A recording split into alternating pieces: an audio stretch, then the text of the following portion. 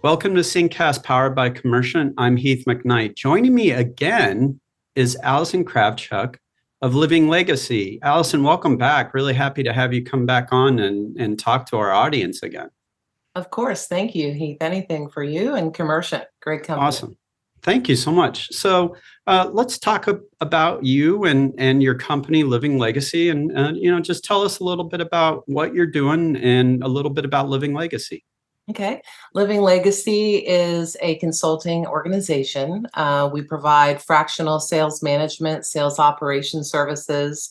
We typically help small to mid-sized companies. So companies that have grown and they've stopped and they're ready for that next step, or companies that are using Excel spreadsheets and they're ready for to take it to the next level. So we'll come in. And we also work with companies that are positioning for acquisition too. So there's a lot of work that needs to be done with that. So we get the sales team up and running. We do a lot of sales training. We write a lot of standard operating procedures because the sales team is on the front line, but what happens behind them has to be succinct in order to deliver that value to the customer. So we've been around about 15 years now and helped a lot of companies. 3 of our companies have been acquired. So it's exciting. Yeah, that is exciting. And when we last talked, it was the first time, at least for me, that I had ever heard of, fractional sales management. And I was wondering, could you tell me a little bit about that? Yeah, fractional sales management is a really good solution. Oftentimes what we're finding, for example, we had one of my clients was a hospital and they wanted to start a business development department. They never had any kind of BD for clinical research. So I came in to do a job. I had a specific scope of work. So we vetted all the people, we hired all the people, we wrote the standard operating procedure, we trained all those people, we got them trained up on, they happen to use Salesforce. And so we got them trained up and then I'm out. So, and oftentimes too, what I find, one of my clients right now, it's a family-owned business.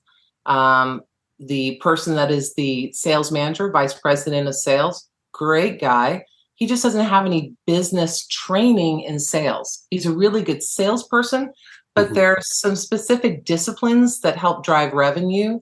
So we'll come in and we come alongside them typically.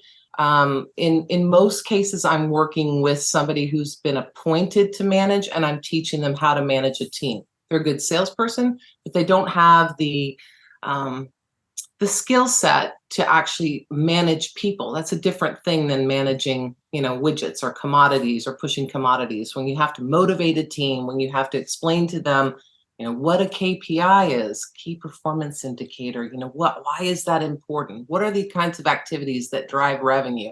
So those are the things that we'll come in and do.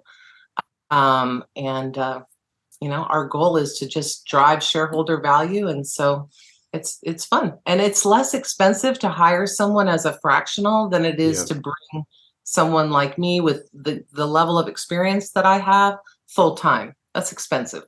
Yeah. Yeah, absolutely. Yeah. And before we spoke, I know somebody who is now, and it blew me away. And he explained, a fractional customer service manager to kind of help out. And I think it's like you mentioned, it's a little bit more affordable and everything. Yeah, it's more affordable, and you get the seasoned experience at a fraction of the cost. Yeah, that's a good point. Yeah, absolutely. Now, I mean, you're an expert in sales management and consultation, but also CRM. You'd mentioned Salesforce, and I know that we have a mutual customer using Salesforce. Yeah. With Syncast, we talk a lot about CRM. And if you said, Heath, do you think everybody has a CRM? And I'd say, well, of course. And I'd be wrong because there's still a lot of businesses that are stuck kind of doing things. And I think that, and you correct me if I'm wrong, one of the biggest problems is they're either stuck on a plateau or they're starting to slide down. And being able to track things. One of my favorite news stories that I heard from a customer was before Salesforce, their orders were put on Post-it notes and hung up on the door the doorway to the manufacturing side of their office. Right. And you better hope that post-it note doesn't fall, because you'll be wondering where your order is. So I know that's probably like an extreme example, but I was wondering if we could talk about digital transformation of sales and marketing, and probably even customer service with Salesforce, and then how you help them. You're talking about training companies and their people up on Salesforce. One of the very first things that I do in my discovery work is I find out what CRM are they using, right? And if they say we're not using a CRM, that's a huge red flag. I mean, that's a really fun account to work with, because I know I can really affect change at that organization. Sure. But a CRM, customer relationship management, my daughter actually is a recent college graduate. She goes, "What's a CRM?" And some people just don't even know what a CRM is. But they're using Excel spreadsheets, or they'll get a PDF printout from the ERP. And the company where you and I work together, the salespeople were getting a PDF of the orders that were called in by customers, right? Oh.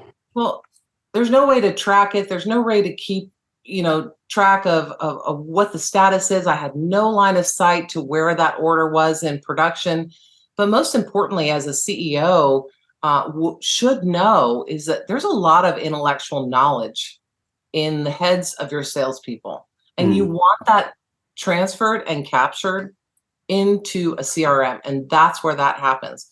And the CRM is central to really everything. The CRM touches production, it touches finance, it touches the salespeople, touches operations.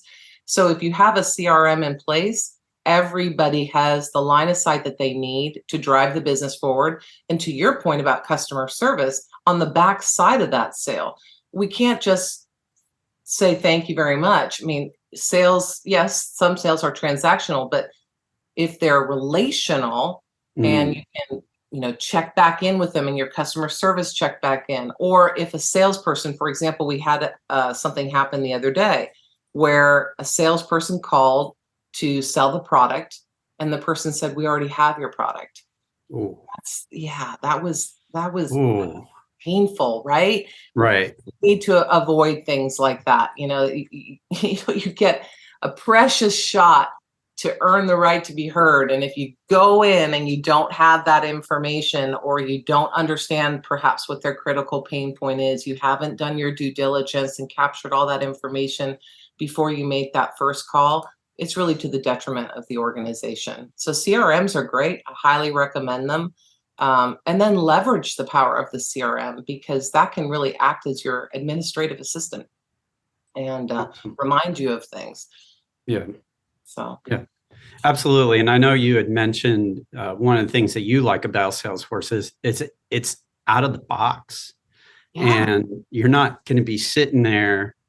I imagine somebody in a hard hat with some wrenches and pliers, and getting in there and really working to try to get it.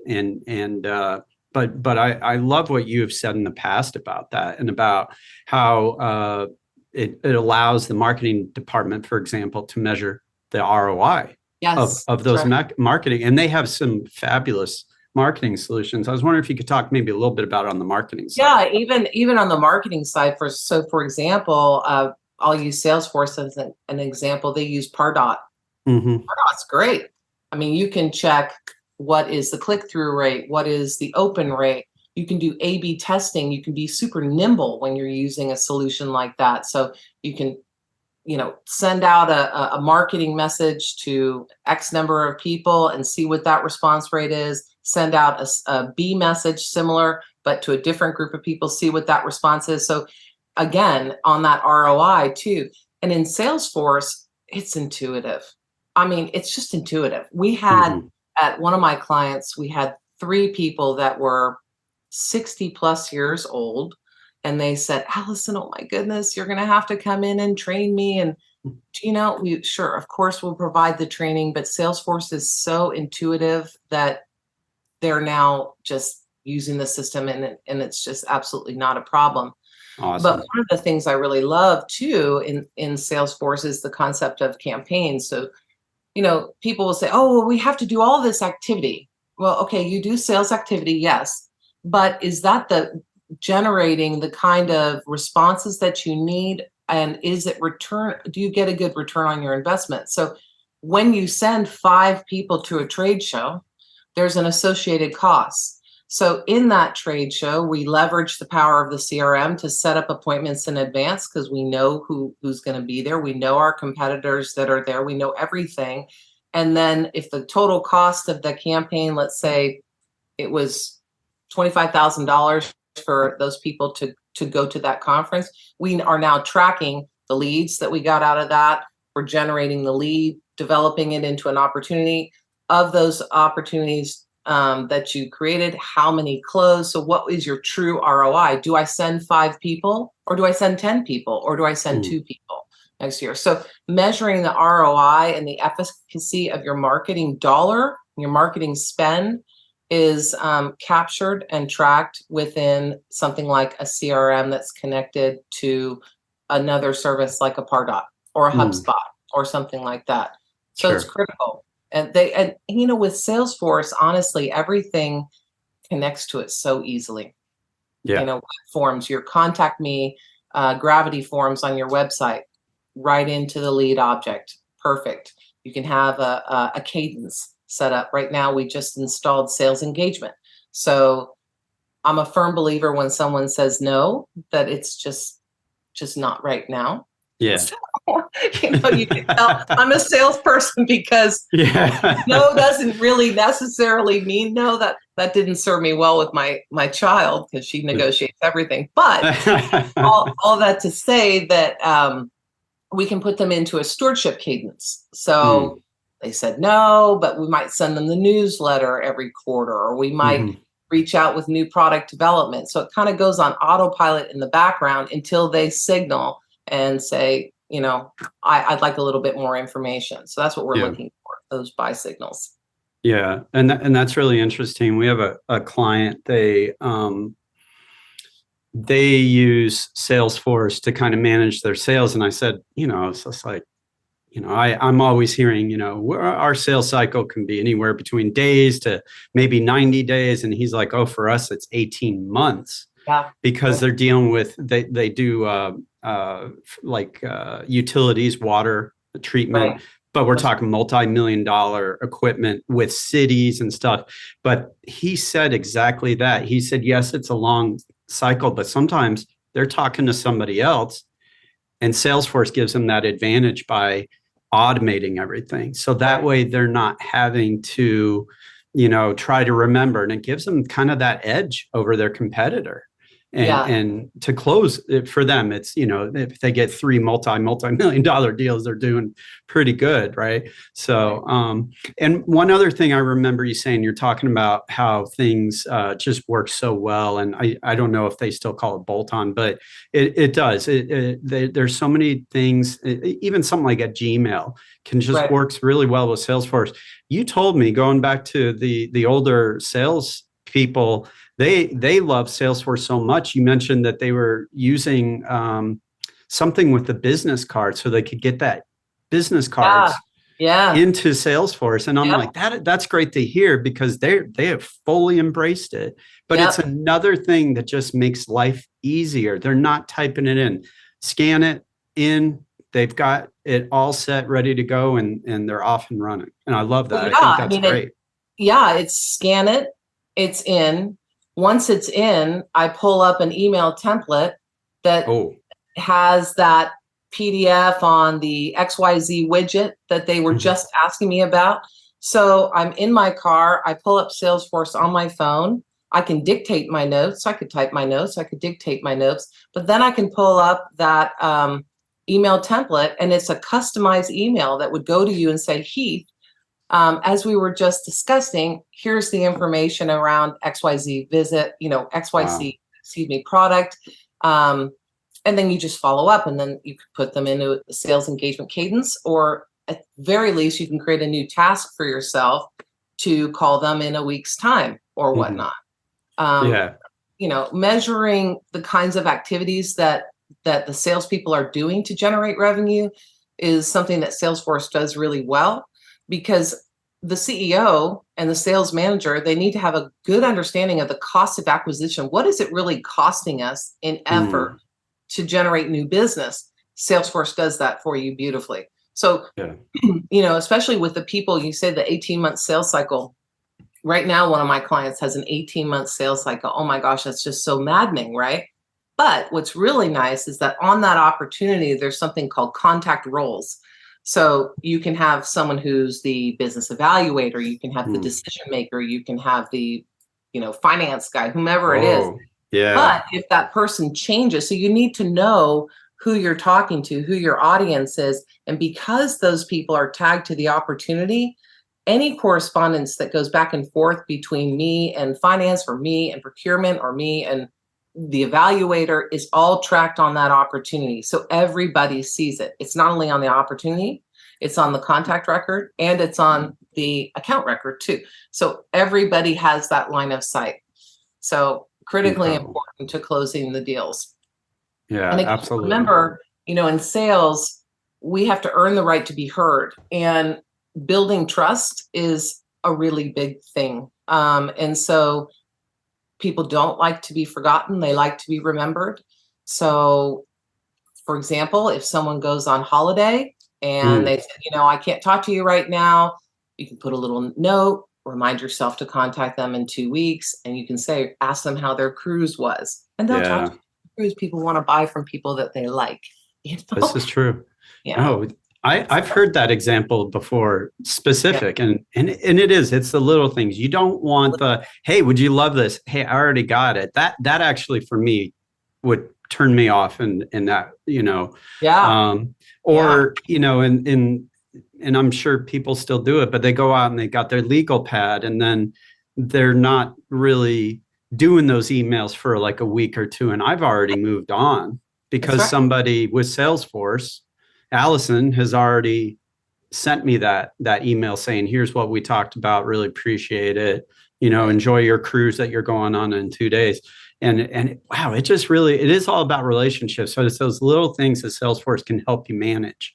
Right. That makes all the difference in the world. That's right. Which I think is incredible. That's right. And it puts the customer, your prospect, in the center of the equation, right? Yeah. So they care about what they care about. They don't really care about you or you making commission or anything like that. They have a problem or a critical pain point or a strategic initiative that someone has directed that they initiate. And Salesforce helps you capture what is it that they're trying to accomplish.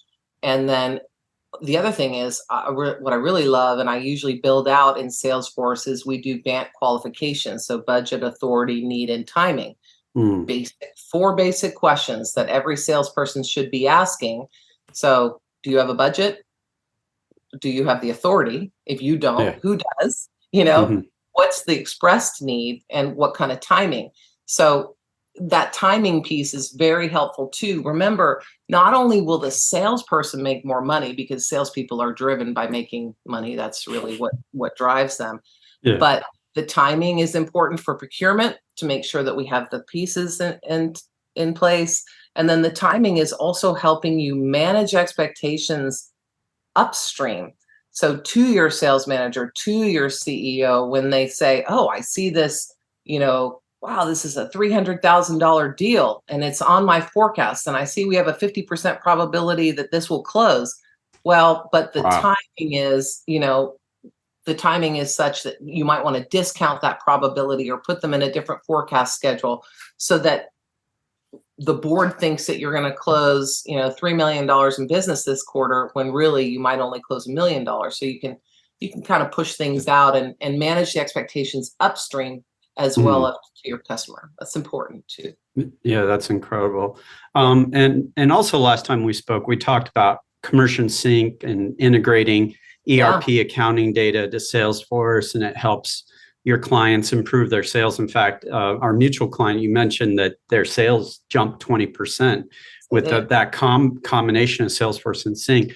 But I was wondering if we could, discuss that for our audience in a little more detail, and particularly how the sales team can get that full customer 360. And I think you really were kind of hinting at that, just what Salesforce can do, but kind of that extra little bit of data that is coming over via Commercient that can really give them that full customer 360. It does. It gives them the full picture. So when I think of ERPs, I think of an industrial strength solution that is really created for kind of inventory management, procurement, finance.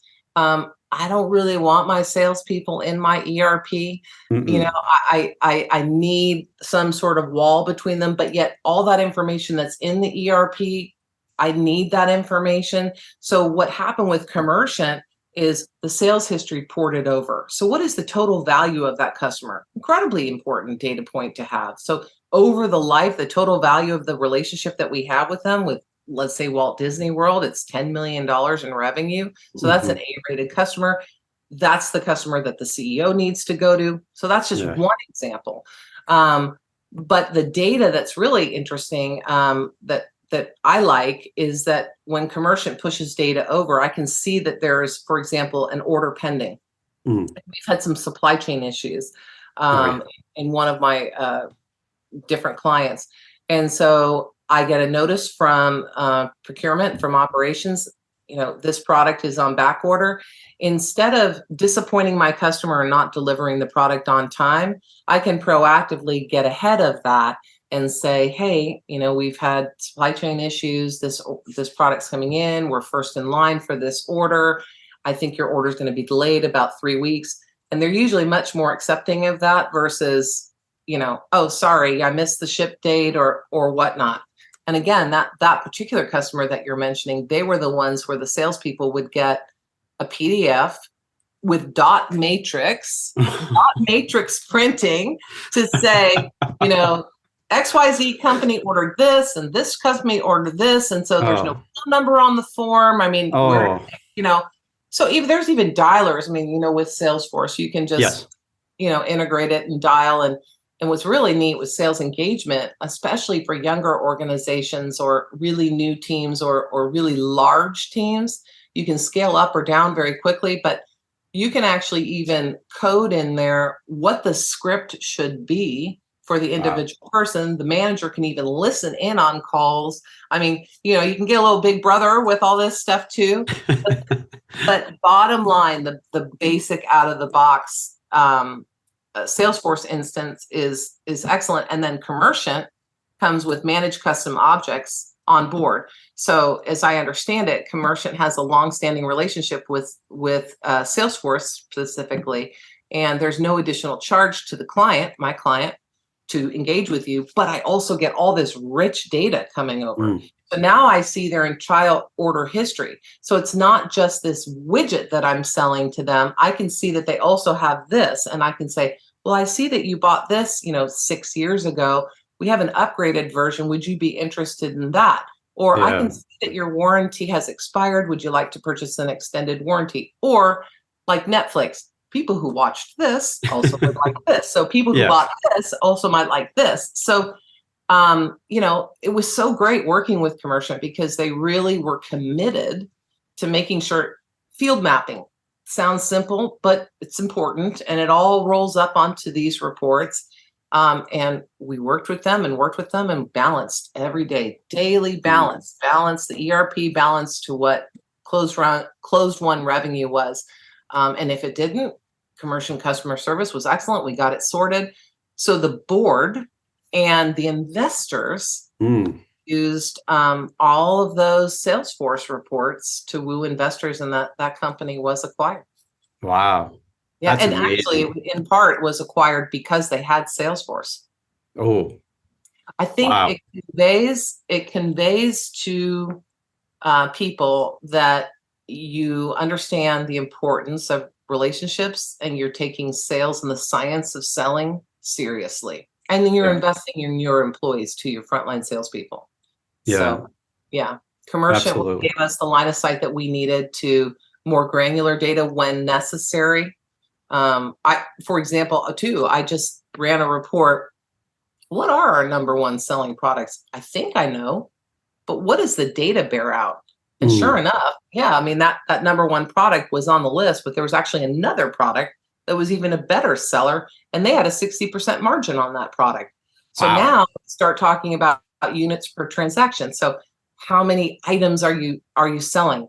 Let's get the units per transaction from 3 to 4 or 5, and just little incremental things add up. And so that's how we're able to kind of win the day on increasing EBITDA.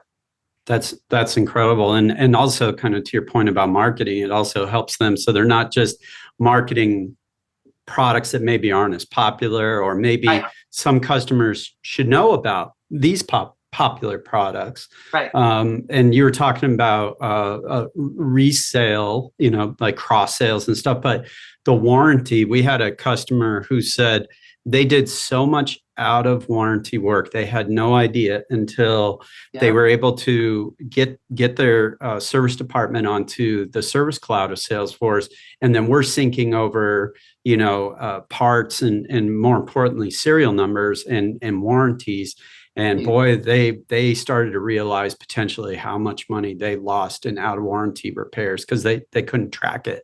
And so you start to see like the layers of, it's not just the sales, it's all these other layers of the company that are affected in a positive manner with Salesforce because of all the, again, you're not just doing your sales marketing, you're doing your service, you're doing so many great things within Salesforce. So now before we close out today, I was wondering, what are your top 3 to 5 tips for increasing sales? And I mean, in this day and age, the economy can be great. The economy can be maybe things are a little bit tighter. Inflation goes up, inflation goes down. What are your based on your experience, kind of tried and true, no matter what's happening in the world, your top 3 to 5 tips for increasing sales? Well, you can probably guess my number one, which is get a CRM. Yeah. If you don't have a CRM, get a CRM. They're really not expensive, and you will earn that money back. Whatever you spend, you'll earn it back easily in year one. I would say qualify your leads. Don't be working with people who don't have a budget. Try to figure out who has the authority. Figure out what their expressed critical pain is, or what that strategic initiative. And then I always say, learn to listen and listen to learn.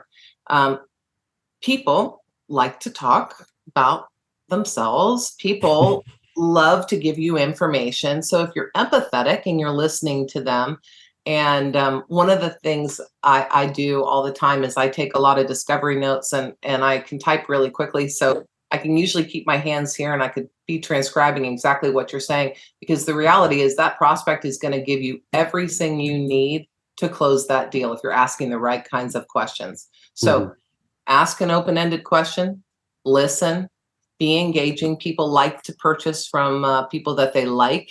So don't treat them like a commodity, treat them like the special person that they are. We're all created so uniquely. So what is it in them that makes them tick or tickles their fancy, and try to woo them if you can.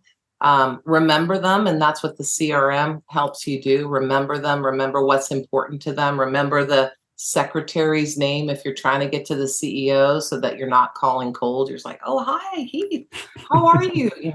You might not remember me, but I knew your name, so maybe you do know me. And stay positive. You can't have a positive life with a negative mind. So stay positive and remember you're the keeper of your reputation. So how do you want to be remembered? And, be authentic and honest. And sometimes you can't do what the customer wants you to do. You can't meet that price point. If that's the case, maybe you need some work on the value proposition or what, but stay positive, get a CRM, listen, and just watch the money roll in. Yeah, absolutely. Yeah, absolutely. And I think like the one thing I also really liked is sometimes no doesn't always mean no, it means not right now. And then that's where you said you can do that cadence with Salesforce. And exactly. And somebody may have heard something at some point, maybe got an email at some point, and maybe that pain point isn't quite as bad yet, but then one day something will happen and they're going to be calling, Right. to say, hey, I it's time. So Right. I really like that a lot. Right. Alison, oh, go ahead. I'm sorry. No, when they call, you have your discovery notes. So they Yes. call you 6 months from now. I can say, hi, Heath, how are you? Gosh, the last time we spoke, thus and such a thing was happening at your company. How are things going? Oh, you remember that? Oh, Yeah. wow, that's exactly why I'm calling you. So again, it keeps it really sticky with those prospects. People have a choice. Inflation is a real thing right now too, by the way. So people have a choice where they spend their money. They're a little bit more discerning. And so you really have to be clever and strategic and authentic about the way that you approach sales and relationships, really. It's all about relationships. So. Yeah, absolutely. And how can they find out more about you and Living Legacy? I have a website, livinglegacyco.com, and they can visit me there, send information. I have a contact me now. It gives a little bit of background on my company. So yeah, that's where they can find out some information. I've got references too, if you need them. Awesome. Well, thank you so much, Alison, for joining us again. You're welcome. Great to be with you. Thank you for tuning in to SYNCcast, powered by Commercient. Learn more about ERP and CRM integration with Commercient SYNC by logging on to commercient.com.